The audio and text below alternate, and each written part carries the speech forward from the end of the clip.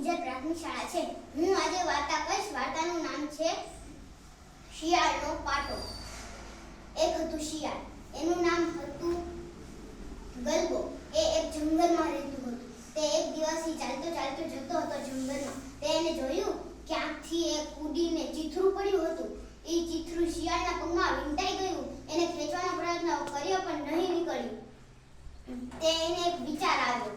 ઈ કહે ચાલતા ચાલતા નીકળી જશે, ઈ સારું રહેશે.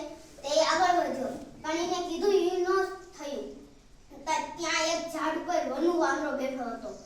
ઈ જોતો હતો શિયાળ આવી રીતે ચાલતા. ઈ કહે એ ગરબાભાઈ તમને પગે વાગ્યું લાગે છે?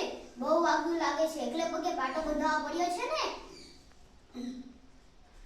તે કહે હવે દોડીને કેવી રીતે શિકાર કરશો? વાંદરાનું બોલવું સાંભળતા વેજ લુચ્ચા શિયાળના મનમાં એક વિચાર ઝબકી ગયો. મોં ઢીલું કરીને કહ્યા આ જુઓ ને બહુ વાગ્યું છે. તે આગળ જઈને ચીથરાને પાટાની જેમ કચાવીને બાંધી દીધું અને વરુની ગુફાની બહાર જઈને ઊભો રહ્યો. એ કહે વરુભાઈ જરા બહાર આવો તો. વરુભાઈ બોલ્યા. એ કહે આ ગલબાભાઈને મારું શું વળી કામ પડ્યું? તે બહાર આવ્યા. ઈ કહે માનો નહીં મને ઠંગ તૂટી ગયો છે મારો પગ.